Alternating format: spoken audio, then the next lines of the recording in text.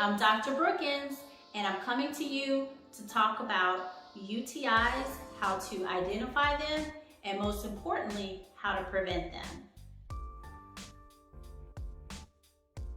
It's important to identify where the infections are starting from because that's going to help with not only treatment, but preventing them from happening again.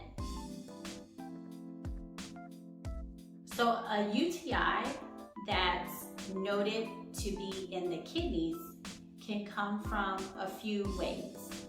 Either it could have traveled up from the lower part of the system, or it can occur from something that's taking place within the kidney.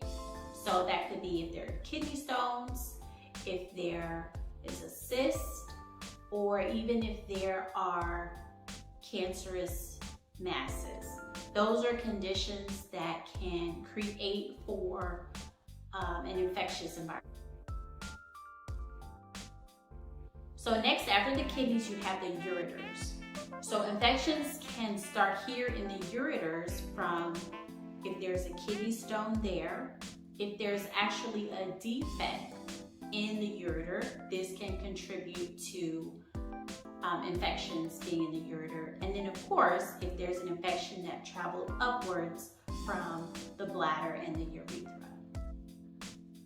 Also, if there have been any procedures to the ureters, this can increase the chances of an infection starting in the ureter.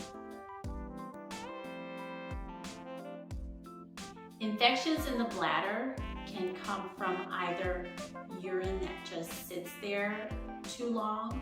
It can come from a bladder stone. You can have cysts in the bladder. It can come from having procedures done to the bladder. These are instances in which infections can start in the bladder. And then lastly, you have your urethra.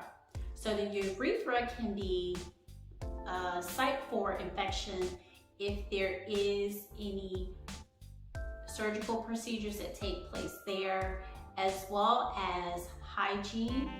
And more commonly, females can tend to have infections that start in the urethra because their urethra is a lot shorter compared to a male urethra.